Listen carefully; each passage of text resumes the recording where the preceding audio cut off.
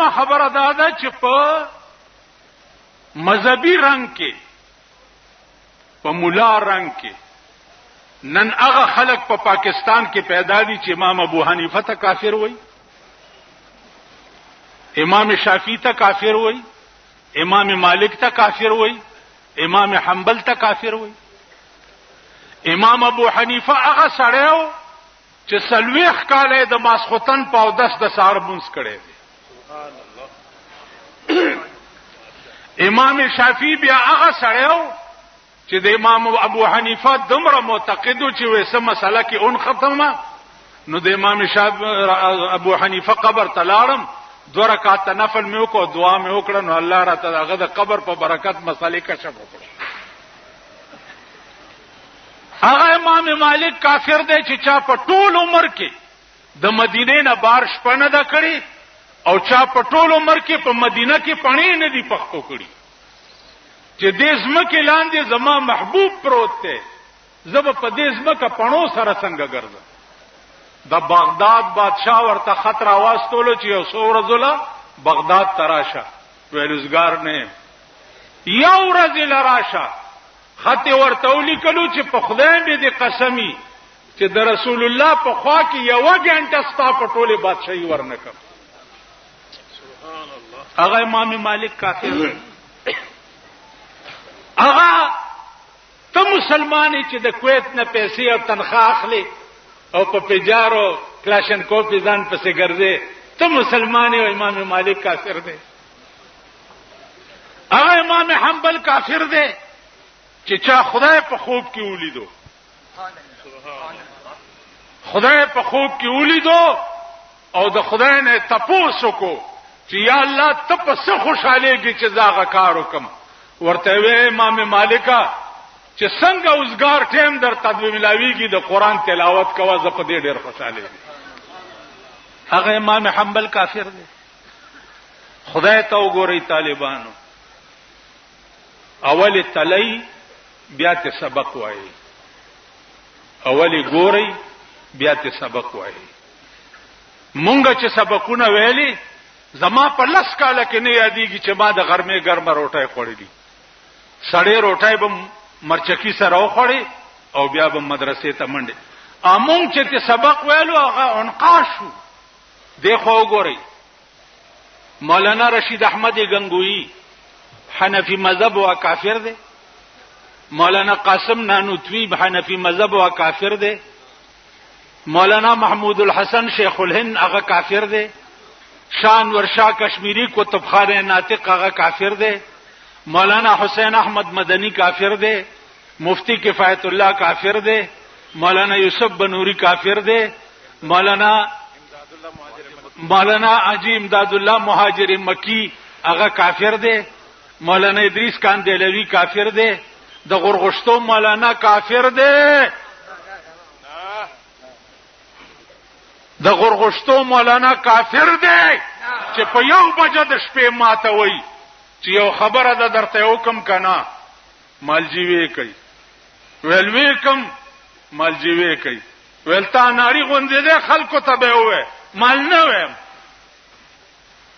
ویل توحید کې مې رساله لیکلې و د شپې سوکراله زی گرفتار کړم، ما ویل چې څه کوي، ورته وی چې خدای ته دې پیش کوم. و ماړه کې دا خیالو کو چې ما به رساله کې څه غلطي کړي، نو ځکه مې خدای ته پیش کړي چې خدای ته پیش کوم. راځوي چې نصیر الدین دا رساله تعالی کړي دا، ویل مال چې یا الله مالک له ویل زهر سمې درته معاف کړه. هغه مولانا نصیر احمد غرغشتوی هغه حنفی دی، هغه کافر دی. نو زما عزیزانو عرض مې داو چې یو ټکی ووري مليانو خوشورو وکړه، وای پدا سے بلا ووړي چې پرتوک په غاړه راوړي، ټول وای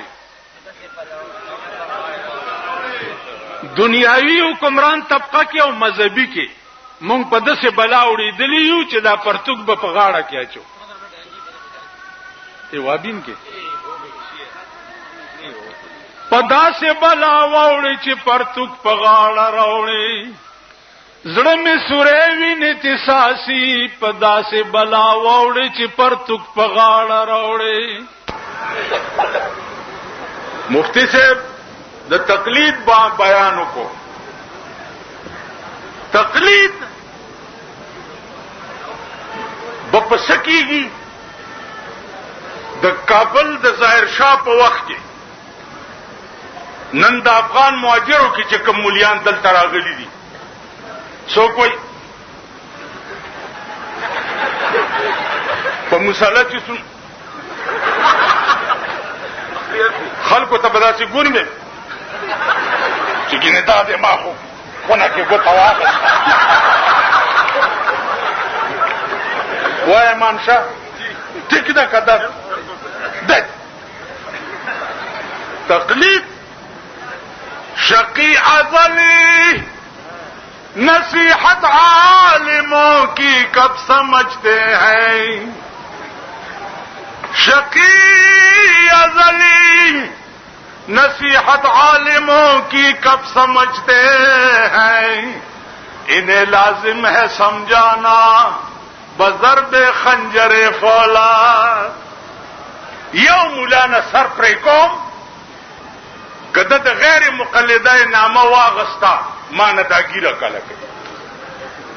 د ظاهر شاه په وخت کې دوی کلت کولای شولته چې قانون سختو. په عرب ملکونو کې ذکر دیدلې مولا کلت کولای شي چې قانون سخت دی. په پاکستان کې قانون نشتا ډنډه نشتا هر څه آزاد دی. نو که ښځې آزادي ګرځي که مولا دا چلو کو نه څه چلو. امام ابو حنیفه دیخوا وګورئ د طالبانو ته وایم یو خو خدای ته وګورئ د پنډاو چرګانو بچو هر چانه سبق مو وایي. اولی لک تلی چې دا د کمزې ده د رشتہ کمزې سره ده د تعلق چا سره ده د غرغشتو مولانا نه چې چا سبق ویلې ده په خدای قسم هغه ته په ژوند رسول الله پټ کې را لګلې ده. مولانا مدني په دیوبند کې مې یو دکاندار نه رومال اغوستو داسې ما ته وایي چې آپ حضرت کے مہمان ہیں آپ کو چائے پلاتا ہوں. میں 40 سال حضرت مدنی کی خدمت میں رہا ہوں اور مجھے خدا کی قسم کہ وہ بیک وقت 10 جگہوں میں تقریر کرتے ہوئے دیکھے گئے ہیں. بیک وقت دا دیوبند تقریر میں کولو دیوبند کے او دا شعر میں ہوئے چې مزتی الدهور وما اتینا بمثلی ولقد عطا فعجزنا عن ذرائه. دا زه چې کوم ځای ولاړم دا ځای به بیا مولانا مدني پیدا کی نو ټولې مدرسې وجړل.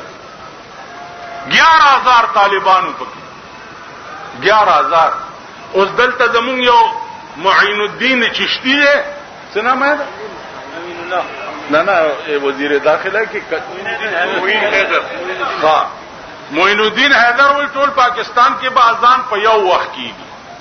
نو خدای دې کور روان کا جوران شي کراچۍ او د دې د ټیم څومره فرق دی نو په یو وخت په څنګه اذان کی او مولا بدسی او پلانې بدسی مالدا وای چې مولا به په خرصور جمعه تراځي. بس یو خبر اخر کې واوري مدینه منوره کې د چایو په مجلس کې یو مصری مدرس مونږ سره نو ما ته وای دا طالبان متوجه شي ما ته ګوري ما ته رستو استندر نه دی پریوته ما ته وای چې یا شیخ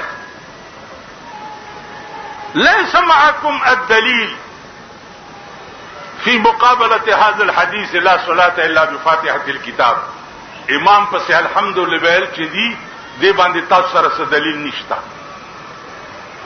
ما ورته یا شیخ معنا دلیل من کان له امام فقراءة الامام قراءة له. نو ما ته وایي چې قال ابن حجر هذا الحديث ضعيف. ما بربرن شو مال ابن حجر هو شافعي لهذا الوجه كي يقول هذا الحديث ضعيف. فهمت؟ ما ته نعم فهمت. بدس او کړه بولونو من کان له امام فقراءة الامام قراءة له.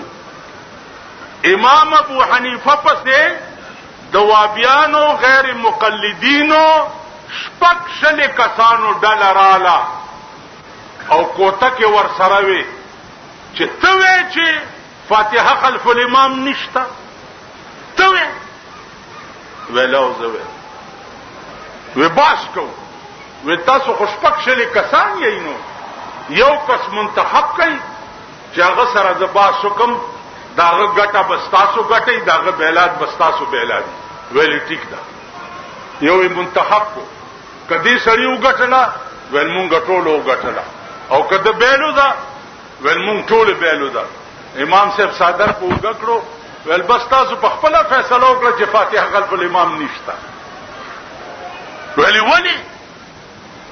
ویلی چې د ګټه تاسو ګټه دا او د بیلات تاسو بیلات دي خو امام پسې دي چې اقتدا وکړه داغه مستامون دی کنه داغه قرات ستا قرات دی کنه بټول اکبر خیال امراغي دی خو وګورئ ابن ابي ليلى د بادشاہ قاضي وو د غیر مقلدین ته وایي چې په قران او حديث چې تاسو وایي دا مسله په قران او حديث کې پیدا کړي.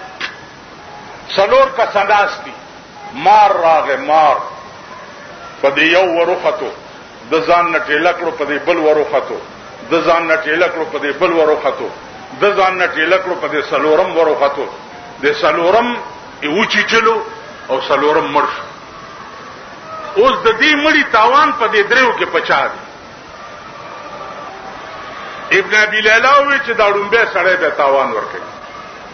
دا مسله لاره امام ابو حنیفه ته هغه وی الله دې په ابن ابي ليلى رحم وکي غلطي وکړه فشا ډیروم بي سړی چې مار چلکلو په دی واچولو دایو چې چلو کبد شو تاسو کو بد شو دا سړی اخلاص د چې په دور واچولو دایو چې چلو کبد شو دام خلاص شو د چې په دور واچولو دایو چې چلو دې کې دوه صورت دي.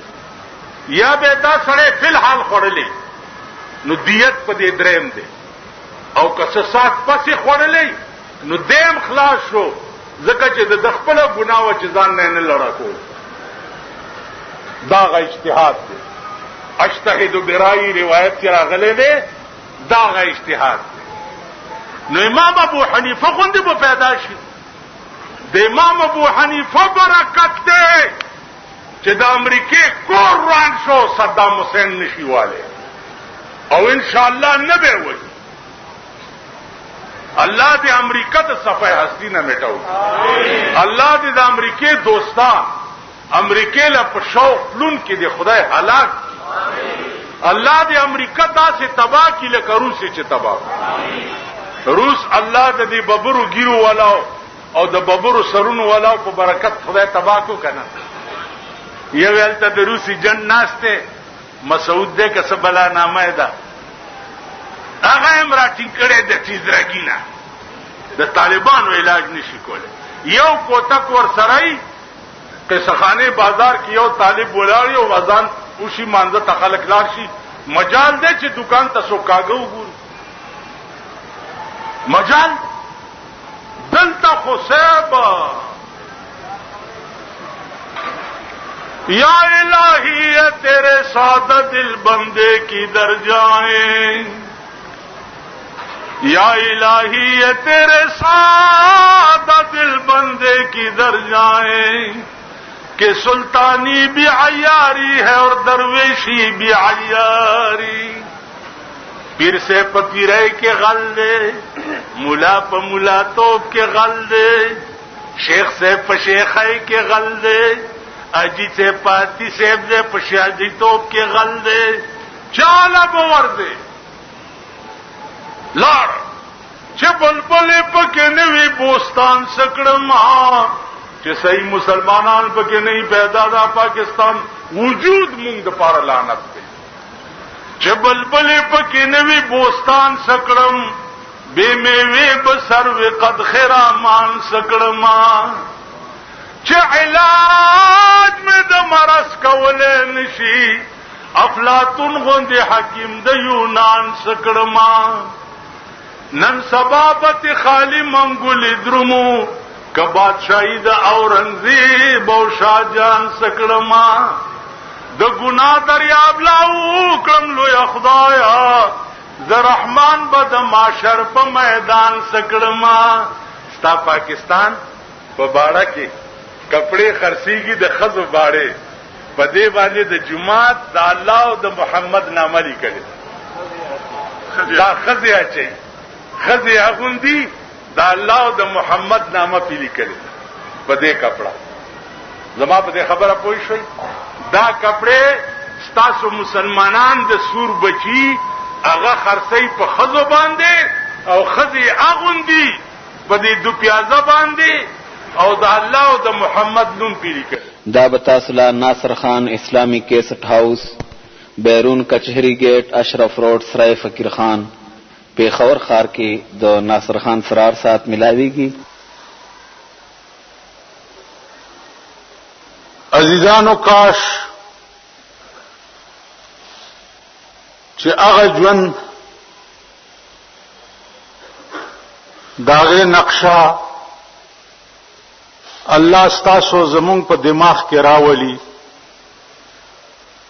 چې د پیغمبر د حدیث د پاره د امام بخاری کومه منډه او کومه ترړې او کوم تکلیفات برداشت کړي دغه سه امام مسلم واخلا